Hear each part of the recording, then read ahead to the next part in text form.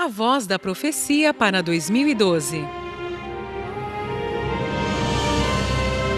Os profetas eram homens que Deus revestia do seu espírito para uma missão especial. O objetivo era o de alertar o povo e os governantes quanto à necessidade de viverem uma vida religiosa e moral de acordo com os princípios divinos. A palavra da profecia tinha como propósito instruir, advertir e corrigir o povo de Deus. Apontava o pecado, chamava o arrependimento e revelava os propósitos de Deus para com a nação de Israel. O profeta Abacuque. Abacuque profetizou aproximadamente no ano de 610 a.C. Foi um dos poucos que deu crédito quando o profeta Jeremias afirmava que Deus usaria os ferozes babilônios para disciplinar os judeus. Seu ministério ocorreu pouco antes da primeira invasão de Judá por Nabucodonosor, quando Daniel e outros foram levados para a Babilônia. O profeta Abacuque expressa o que queremos dizer para Deus nos momentos de incompreensão dos fatos e quando estamos inconformados com a situação em que nos encontramos nesta vida.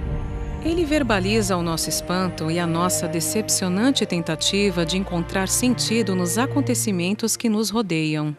Mas Abacuque buscou respostas em Deus e nele encontrou sua fortaleza, apesar de todas as circunstâncias adversas.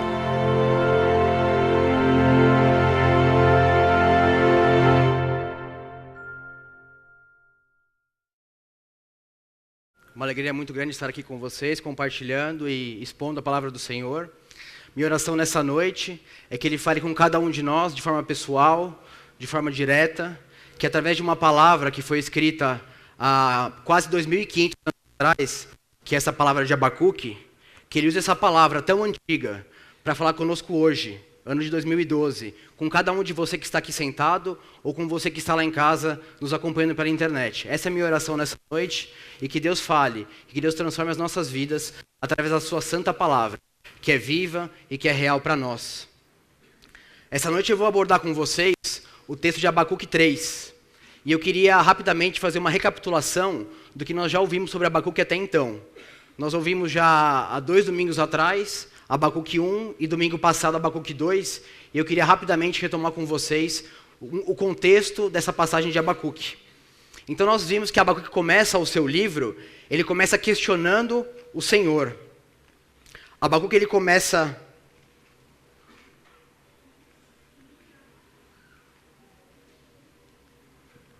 Agora sim.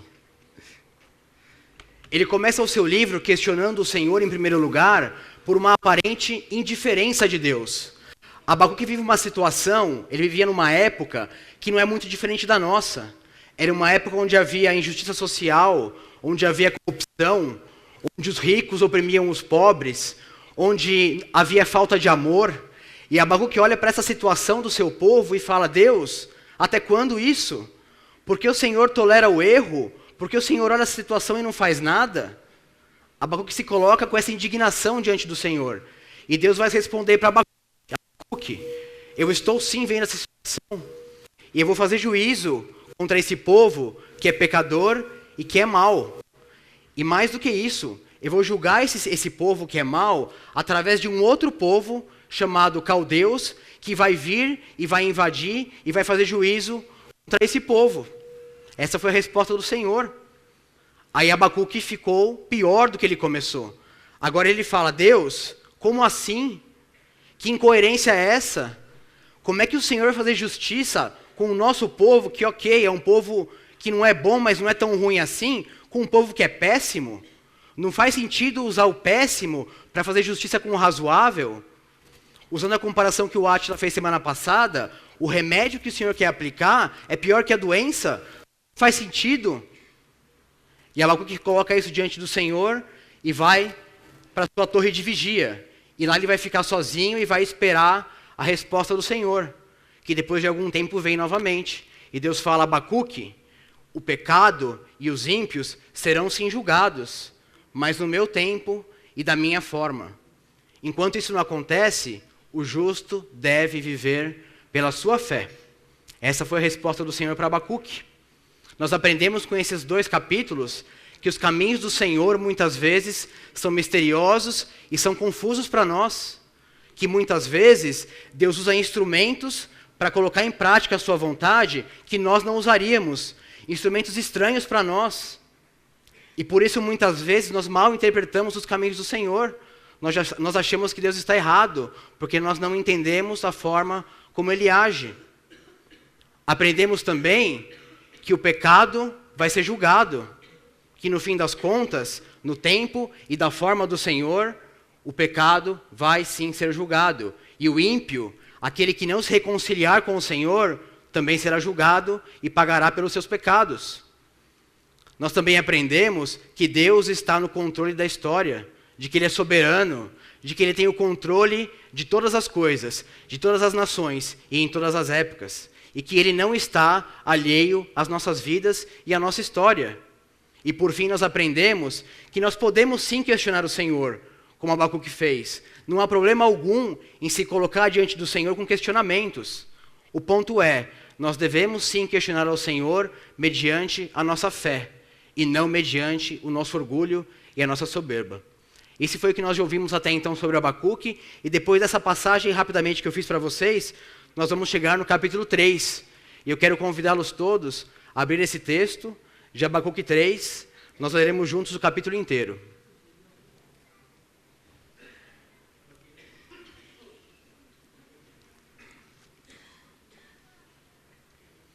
Abacuque 3 diz o seguinte: oração do profeta Abacuque sob a forma de canto.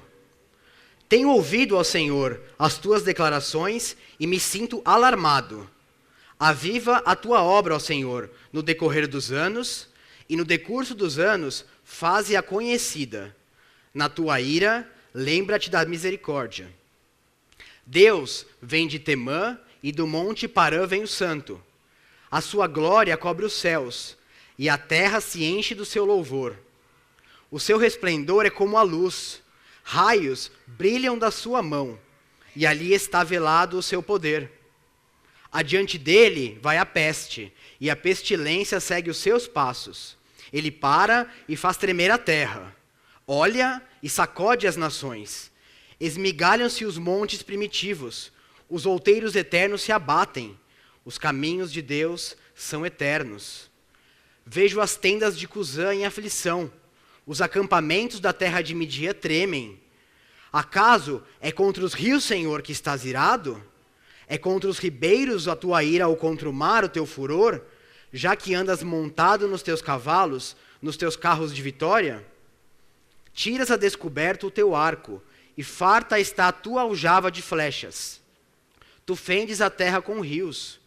Os montes te veem e se contorcem. Passam torrentes de água. As profundezas do mar fazem ouvir a sua voz e levantam bem alto as suas mãos. O sol e a lua param nas suas moradas, ao resplandecer a luz das tuas flechas sibilantes, ao fulgor do relâmpago da tua lança. Na tua indignação, marchas pela terra. Na tua ira, calcas aos pés as nações. Tu sais para salvamento do teu povo, aleluia, para salvar o teu ungido. Feres o telhado da casa do perverso, e lhe descobres de todo o fundamento. Traspassas a cabeça dos guerreiros do inimigo com as suas próprias lanças, os quais, como tempestade, avançam para me destruir. Regozijam-se como se estivessem para devorar o pobre, as ocultas. Marchas com os teus cavalos pelo mar, pela massa de grandes águas. Ouvi-o, e meu íntimo se comoveu. A sua voz tremeram os meus lábios. Entrou a podridão nos meus ossos, e os joelhos me vacilaram, pois em silêncio devo esperar o dia da angústia que virá contra o povo que nos acomete. Ainda que a figueira não floresça, nem haja fruto na vide, o produto da oliveira minta, e os campos não produzam mantimento. As ovelhas sejam arrebatadas do aprisco, e nos currais não haja gado. Todavia, eu me alegro no Senhor, exulto no Deus da minha salvação. O Senhor Deus é a minha fortaleza, e faz os meus pés como os da corça, e me faz andar altaneiramente. Como vocês podem perceber, há uma enorme diferença de estilo literário entre os capítulos 1 e 2 e o capítulo 3. Como eu mencionei anteriormente, nos capítulos 1 e 2, há um diálogo, há uma discussão entre Abacuque e Deus. Abacuque se colocando, questionando, argumentando e Deus respondendo. É essa dinâmica que permeia os capítulos 1 e 2. E agora no capítulo 3 nós encontramos uma oração, um louvor, um cântico. Muitos dizem que o capítulo 3 é conhecido como Salmo de Abacuque. Encontramos agora Abacuque louvando o Senhor no capítulo 3. Agora, não muda só a forma literária, mudou o conteúdo. Abacuque ele começou o seu livro numa crise profunda. E ele termina os seus escritos expressando uma profunda confiança no Senhor, uma profunda fé no Senhor. Um final feliz para esses escritos de Abacuque. E Deus falou com ele. E quando Deus fala, irmãos, quando Deus fala, coisas acontecem. Não foi à toa que nós encontramos essa mudança de Abacuque entre os capítulos 1 e 2 e o capítulo 3. E eu quero nessa noite explorar com vocês o capítulo 3 de Abacuque através de 3 perguntas. A primeira delas que eu coloco para vocês, e eu vou utilizar um pouco do contexto e o capítulo 3 para contar um pouco dela, é a seguinte: por que o profeta mudou? O que aconteceu? Será que Deus mudou? Será que Deus mudou os seus planos, mudou de ideia, aliviou a sua mão, por isso que o profeta mudou? Sabemos que não, né? Deus não mudou, Deus não muda, Ele é o mesmo. Quem mudou aqui foi o profeta. E eu quero fazer um raio-x dessa mudança do profeta com vocês. O que aconteceu com Abacuque? Por que Abacuque mudou? Por que a crise virou confiança em Deus? Em primeiro lugar, Abacuque fez uma coisa que é muito óbvia, muito trivial, mas que não é tão simples de colocar em prática. Abacuque, ele parou para pensar. Abacuque se colocou diante do Senhor com algumas dúvidas, com alguns questionamentos, ouviu a voz do Senhor e se recolheu para pensar a respeito daquilo que ele tinha falado. Parar para pensar parece meio, como eu falei, meio óbvio, mas na verdade parar para pensar é algo muito difícil de se fazer. Quantos maridos aqui como eu conseguem parar para pensar quando você combina algo com a sua esposa e de repente ela vai e não combina aquele trato? Quantos conseguem ali tentar entender a situação, conversar com ela, perguntar o que aconteceu antes de reagir instintivamente? Da mesma forma, as mulheres com seus maridos, quando você espera que ele te entregue A e ele te entrega B, como é que funciona isso? É fácil parar para pensar numa situação dessa? Mesmo filhos em relação aos pais, é muito comum, os pais colocam algumas ordens, falam, filho, isso não pode. Como é que você, filho, reage diante de uma ordem, diante de uma instrução que não é muito agradável para você? É complicado parar para pensar, não é verdade? Mas é um bom conselho em qualquer situação. Parar para pensar cabe sempre bem em qualquer situação. Seja relacionamento familiar, seja questionamento a Deus, seja no trabalho, enfim, qualquer situação, o parar para pensar é um bom conselho. Você que quer aprofundar um pouco mais no assunto, o livro de Provérbios está recheado de conselhos e de instruções sobre ser tardio para se irar, ser tardio para falar e ser pronto para ouvir, que foi o que Abacuque fez. Mas ele não parou por aí. Quando ele parou para pensar, ele fez uma coisa que para mim chamou bastante atenção. Abacuque ele atacou o problema que ele tinha, a crise que ele tinha, de uma forma indireta.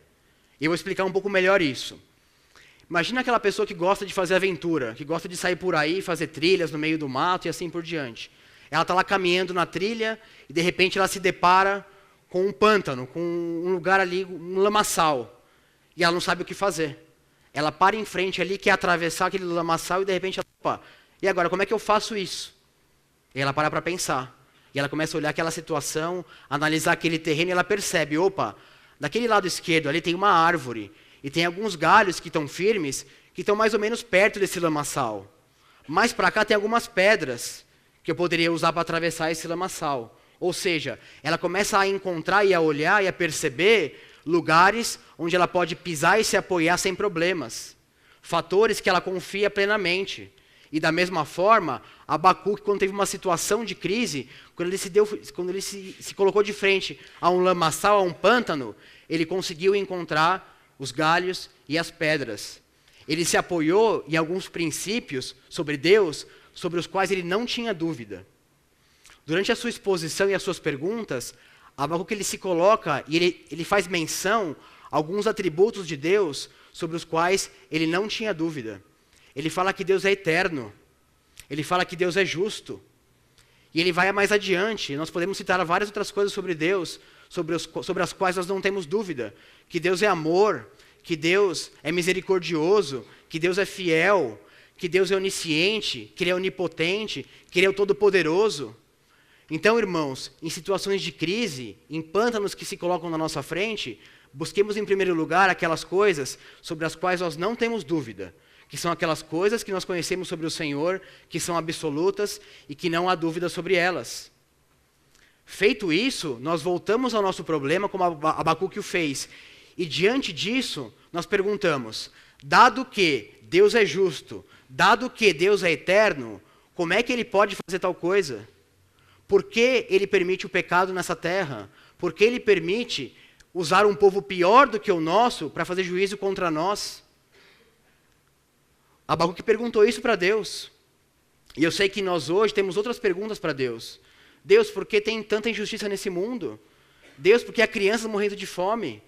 Por que há inocentes morrendo em guerras, sem culpa nenhuma? Por que eu perdi um ente querido? Por que essa doença na minha vida? Por que há missionários que deixam essa vida de conforto e vão para o campo falar do Senhor e mesmo assim sofrem e são perseguidos? Por que, Senhor? Por que tudo isso? E se nós não pararmos para pensar e formos instintivos nas respostas, nós podemos cair no seguinte erro, dizendo que Deus é injusto, que Deus não se preocupa com as criancinhas, que Deus não se preocupa comigo, que Deus está alheio ao que acontece nesse mundo. Irmãos, diante de perguntas como essa, nos apoiemos naquilo que nós já sabemos e conhecemos sobre o Senhor, naquilo sobre o qual não há dúvida.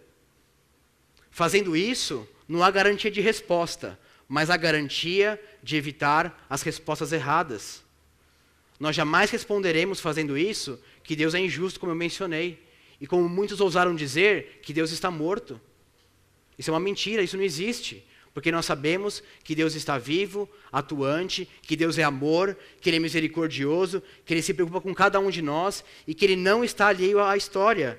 Ele está presente e atuante no nosso meio. O próprio Jesus passou por esse questionamento. Vocês lembram de Jesus no Getsemane, pouco antes da crucificação? Ali ele estava angustiado, ele suou sangue. Lembra a oração que ele fez ali para o Pai? Ele orou da seguinte maneira: Pai, se possível, passe de mim esse cálice. Todavia, não seja como eu quero, e sim como tu queres. Em outras palavras, Deus, eu não quero e não sei o porquê de tudo isso. Mas já que o Senhor quer, e já que o Senhor entende que isso é o melhor, ok, vamos adiante. Voltando para Abacuque, ele inicialmente não entendia porque os caldeus, povo mau, viria julgar o povo dele. Mas agora ele começou a mudar a sua visão em relação a isso, e entendendo que a vontade do Senhor é a melhor, ele começa a perceber que isso era o melhor para o seu povo. Apesar do sofrimento que viria, apesar da desgraça que viria, ele começa a entender que o plano do Senhor era o melhor para ele e para o povo dele. Agora, essa mudança no profeta Abacuque, ela não acontece só na esfera intelectual, no pensamento racional dele. Abacuque também passou por uma transformação no seu coração. Abacuque no capítulo 3, ele não pede mais que Deus livre o seu povo do juízo que havia sido prometido. Ele não fala mais, Deus, por favor, segura os caldeus lá, não manda eles para cá. Ele não fala mais isso. Abacuque ele mudou a sua cabeça. Percebe o argumento anterior dele? Ele fala assim, Deus, não faz sentido você usar um povo que é péssimo, um povo que é nota 1, para julgar um povo que é razoável, que é nota 5, nota 6. Esse era o argumento dele. Agora não mais. Agora ele percebe que um povo nota 1 ou um povo nota 5 é nada perante Deus, perante um Deus santo, perante um Deus nota 10. Seja nota 5, seja nota 1, nós todos carecemos do Senhor e somos nada diante dele. E Abacuque se dá conta disso nesse momento. Todos pecaram e todos carecem da glória de Deus. Abacuque reconheceu esse fato. Isso é uma grande lição para nós hoje. Porque eu não sei como vocês são, mas eu muitas vezes passo por isso. eu começo a olhar para a minha vida e falo assim, Deus, é verdade. Eu de vez em quando eu piso na bola, eu dou uma escapada aqui e ali. Mas olha, veja ali o meu vizinho, veja o meu colega de trabalho, ele é muito pior do que eu. O cara bate na mulher, ele rouba, ele é corrupto. Eu não faço nada disso. Então eu não sou tão ruim assim, Deus. Pega leve aí, né? E no fundo esse questionamento, essa colocação, traduzindo sendo mais sincero, coloca o quê? Ah, Deus, eu sou bom. Eu sou bom, Deus. Só que o Senhor não nos chamou a ser melhor do que o mundo.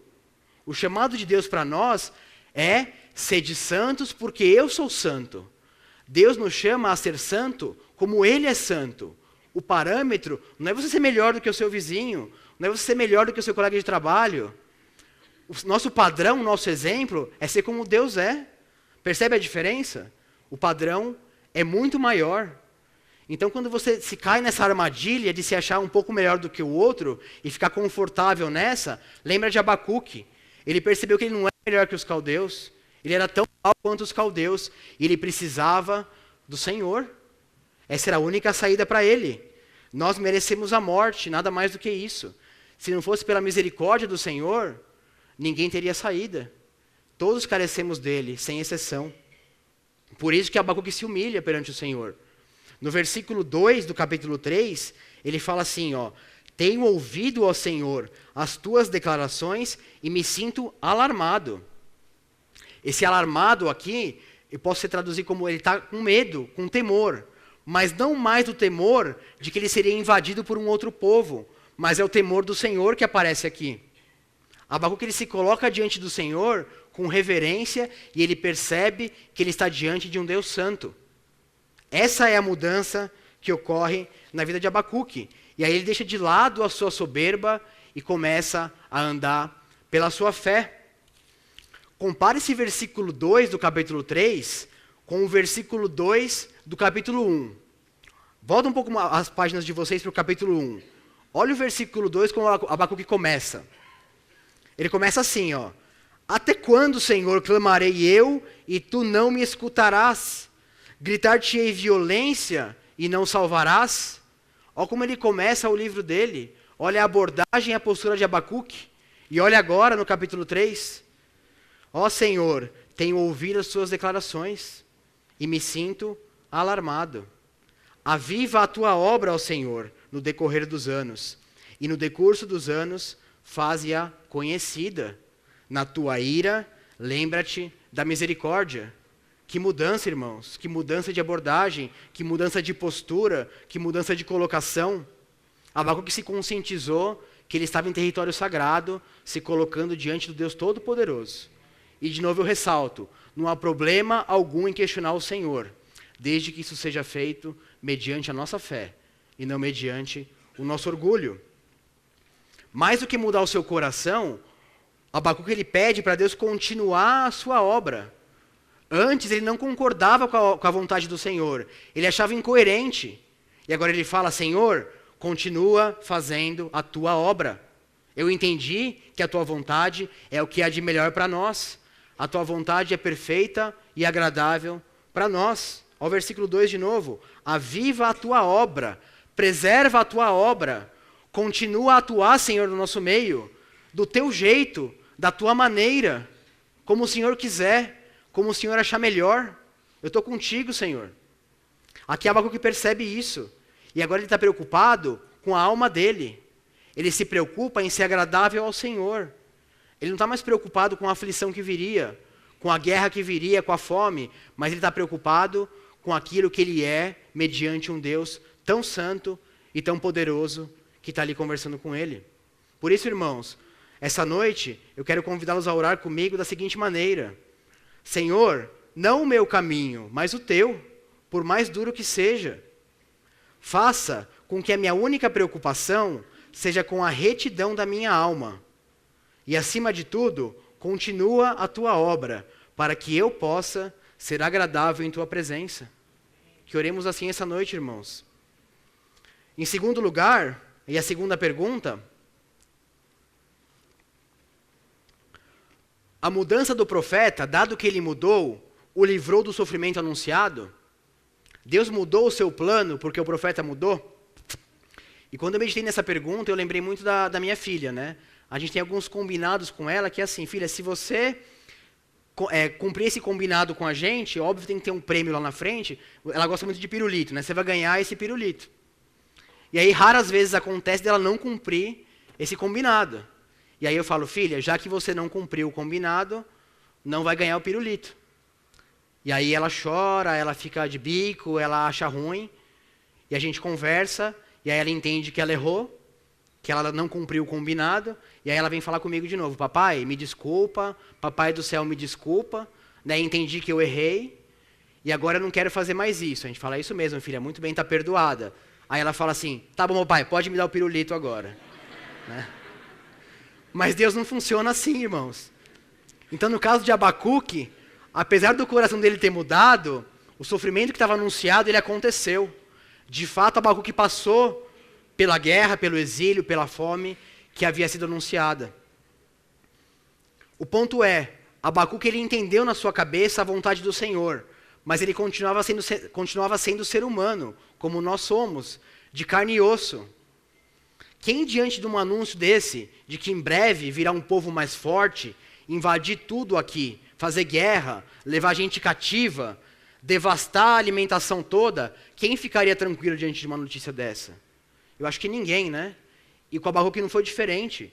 As reações físicas de medo surgiram a partir de Abacuque. Olha aí o versículo 16, o texto descreve como é que Abacuque ele sofreu diante dessas notícias. O texto fala assim, ó, o meu íntimo se comoveu, os meus lábios tremeram, deu aquele frio na barriga, as pernas tremeram, ele ficou angustiado. Apesar de entender que aquilo era o melhor para ele e para o seu povo, ele era ser humano, ele ficou preocupado, angustiado, sofrendo, como muitos aqui estão, eu tenho certeza. Preocupados, ansiosos, sofrendo, com dores. E aí, irmãos, apesar disso tudo, o que é legal nessa história é que Deus não nos deixa à mercê disso tudo. Deus entende o nosso sofrimento e Ele nos dá uma saída para ele. E o remédio, a solução, vem logo depois, nos versículos 17 e nos versículos 18, que eu creio que são versículos fantásticos e maravilhosos, e eu queria convidá-los todos a lermos junto comigo esses dois versículos. Abacuque 3, 17 e 18. Vamos ler juntos? Ainda que a figueira não floresça, nem haja fruto na vide, o produto da oliveira minta, e os campos não produzam mantimento, as ovelhas sejam arrebatadas do aprisco, e nos currais não haja gado. Todavia, eu me alegro no Senhor, exulto no Deus da minha salvação. Aleluia! A saída e a solução para o nosso sofrimento, para a nossa preocupação, para a nossa ansiedade, é a alegria no Senhor. O texto nos dá essa saída, essa solução, esse remédio. Neemias, mais tarde, alguns anos depois, vai dizer que a alegria do Senhor é a nossa força. De uma maneira sobrenatural, de uma maneira que não é óbvia para esse mundo, que é esquisita para esse mundo, o cristão, o crente, ele consegue se alegrar no meio do sofrimento. Quando tudo conspira para a desgraça, para a tristeza, para a depressão, de uma forma sobrenatural, pela atuação do Senhor, é possível se alegrar nele.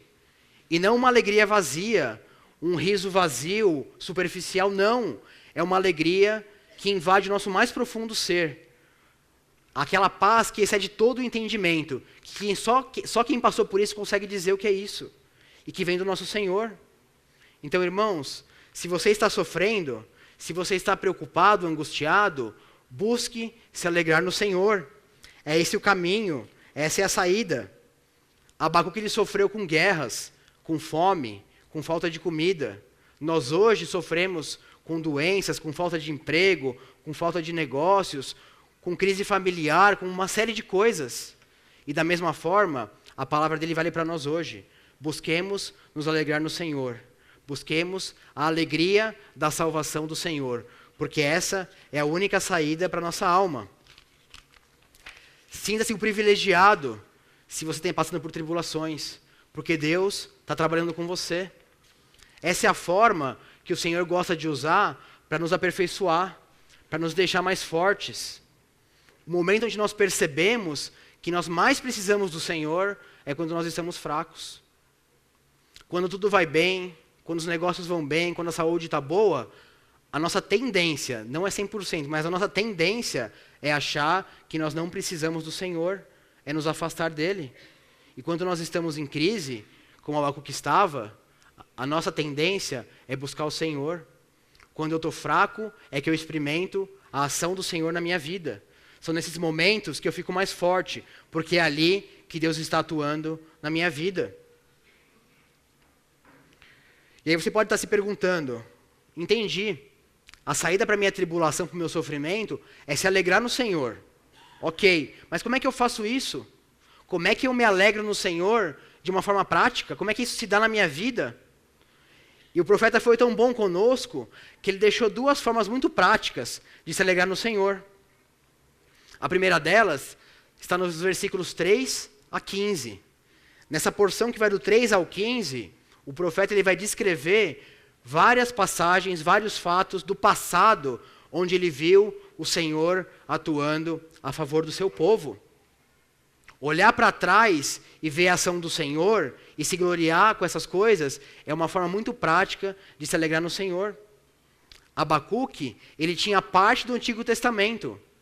E ele olhou para trás e ele viu Deus atuando no seu povo no Egito, abrindo o mar, mandando as 10 pragas, cuidando do povo no deserto, ajudando o povo a conquistar a terra prometida, parando o sol e a lua, e vários outros fatos. Abacuque olhou para a história e viu Deus atuando a favor do seu povo. E ele se alegrou no Senhor por isso. Nós hoje somos mais privilegiados do que Abacuque, porque nós temos a Bíblia inteira. Ele tinha um pedaço do Antigo Testamento. Nós temos a revelação completa da palavra. Nós podemos olhar para o que ele olhou e podemos olhar para o Novo Testamento todo e ver a ação do Senhor a favor do seu povo. E podemos nos alegrar no Senhor, olhando que ele é um Deus que continua atuando na história. Nós podemos ir mais longe. Eu sei que tem alguns irmãos aqui domingo pela manhã, estudando com o Corsete, a história da igreja.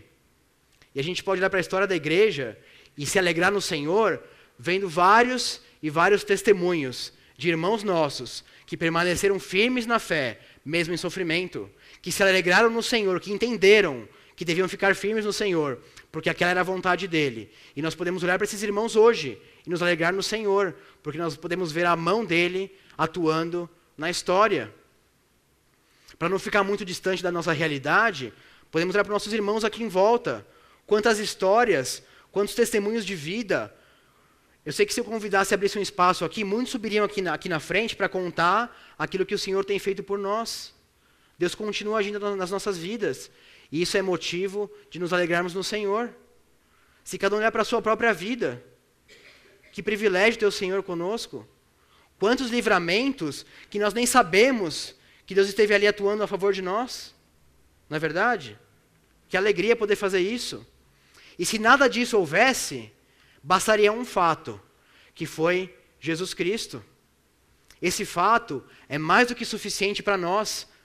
Jesus Cristo veio, Deus se fez homem para morrer a favor de nós. Estávamos perdidos, sem solução, sem saída, longe do Senhor. E Ele mandou seu Filho, sem pecado nenhum, inocente, que se entregou e morreu por nós naquela cruz. E aquele sangue derramado nos dá total acesso ao Pai, nos reconcilia com Deus. Olhar para esses fatos, para a história, e para esse Deus que morreu por nós, e que ressuscitou, e que está vivo, é um enorme motivo de alegria. Podemos nos exultar no Senhor por causa disso tudo. E não para por aí. No versículo 19, tem o segundo motivo, ou um segundo modo prático de se alegrar no Senhor, que além de olhar para trás, agora é olhar para frente. O versículo 19 fala assim: o Senhor Deus é a minha fortaleza e faz os meus pés como os da corça, e me faz andar altaneiramente ou em lugares altos, como algumas versões trazem. Deus governa tudo. Eu posso olhar para o futuro e descansar, porque eu sei que há um Deus que está no controle de todas as coisas. E eu sei que há um Deus que nos deixou uma esperança de que Ele vai voltar para buscar os seus. Ele nos deixou essa esperança.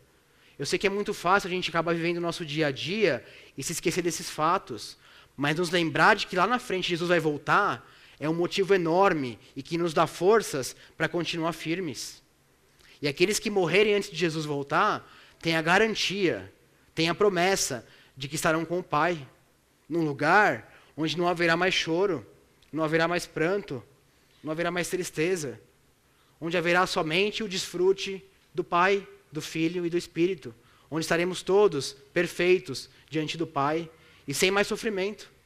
Isso aqui tudo é uma passagem, irmãos. Então nos apeguemos ao passado e ao futuro em relação ao que Deus já fez, em relação ao que Deus vai fazer, para ficarmos firmes, mesmo em meio às tribulações. Se você nessa noite está sofrendo, está ansioso, está preocupado, ouça a voz do Senhor para você essa noite. Olha o texto que está aí na tela.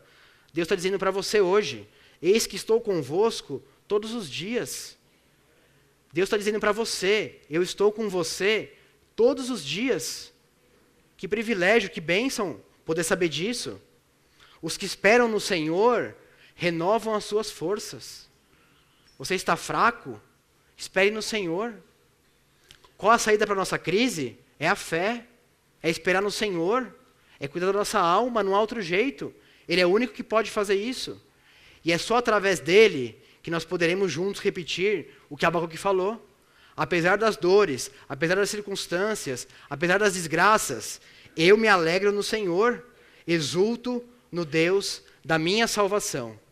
E não é à toa que o justo viverá pela sua fé. Que Deus nos abençoe, irmãos, e que Ele mesmo nos capacite a ficarmos firmes nas promessas e a não nos desviarmos e a não nos esmorecermos mediante as tribulações. Quero convidá-los a baixar suas cabeças e orarmos ao Senhor. Deus de amor, eu quero te louvar, ó Deus, pela Tua palavra, te louvar, ó Deus, porque nós podemos confiar e descansar no Senhor. Nós aqui ouvimos a Tua voz, as coisas que o Senhor colocou para nós.